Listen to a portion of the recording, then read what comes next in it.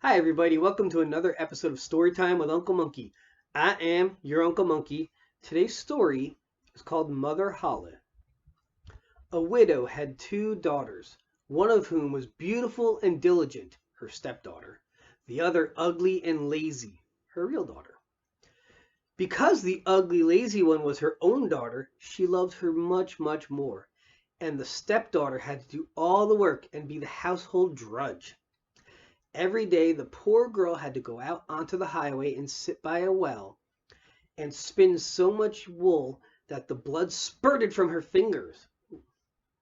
Now it came about that the reel was once all bloody, and she bent over the well with it, intending to wash it off. But it flew out of her hand and fell in. She wept, ran to her stepmother, and told her of her misfortune.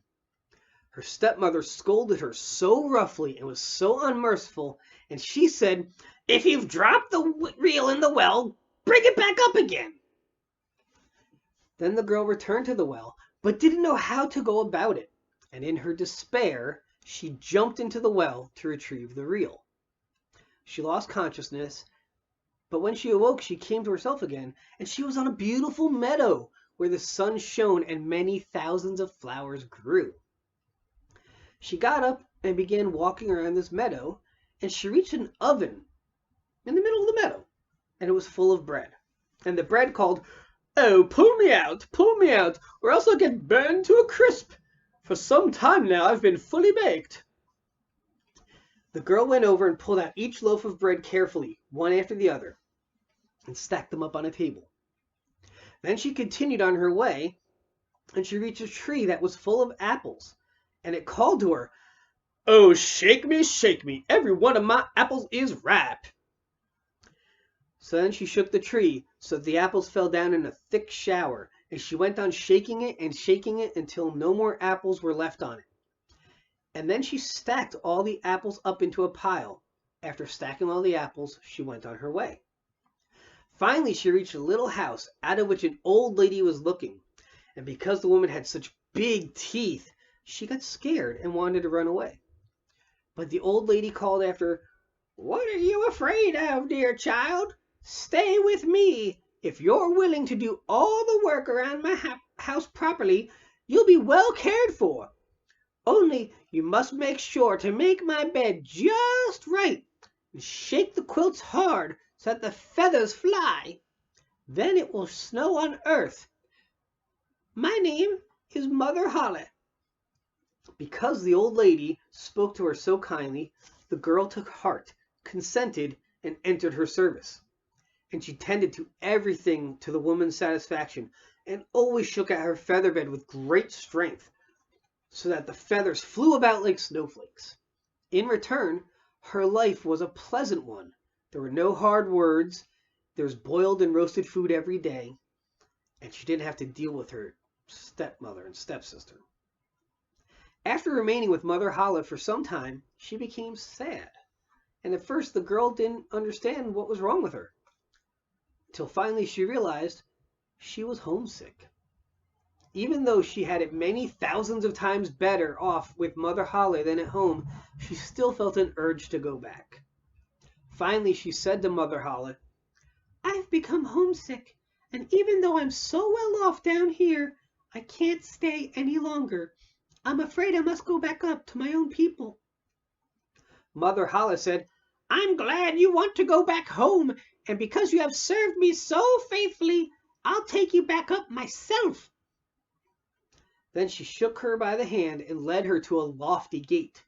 The gate was open, and when the girl was standing directly under it, a heavy shower of gold fell all over her, and it stuck to her so that she was entirely covered in gold. "That's for you because you've been so industrious," said Mother Holle, who also gave her back the reel that had fallen into the well. Then the gate was closed, and the girl found herself back on earth and not far from her mother's house. And when she was walking towards her yard, the rooster was sitting on the well calling, "Cock-a-doodle-doo! Our golden girl is here anew!"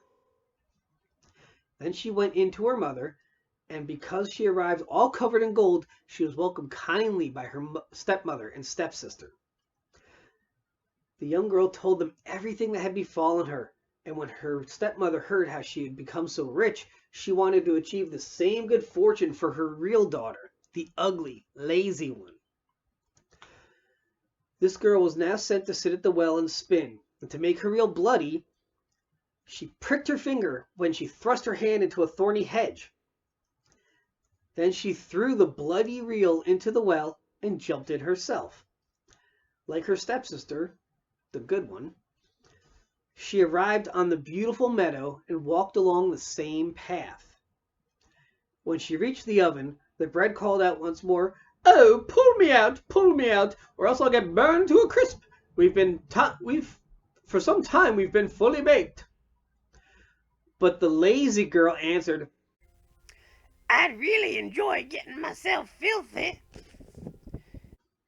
and she went her way, letting the bread burn. Soon she reached the apple tree, which called, "Oh, shake me, every one of my apples is ripe."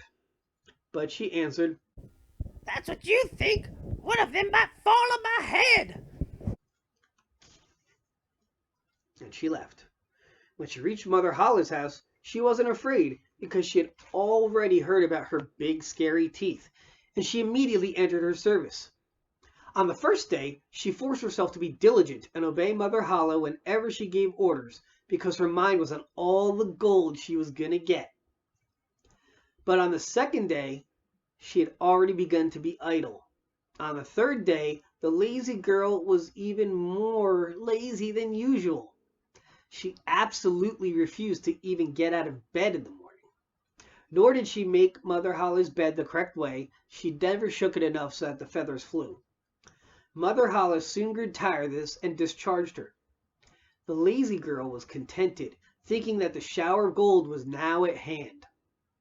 Mother Holle even led her to the gate, but when she was standing under it, instead of the gold, a big kettle full of black pitch was poured out over her. "This is the pay for your services," said Mother Holle, and shut the gate. When the lazy girl came home, she was entirely covered with pitch, and when the rooster saw her, it called, "Cock-a-doodle-doo! Our dirty girl is here anew!" And the pitch stuck to her forever. It wouldn't come off as long as she lived, no matter how much she washed. The end.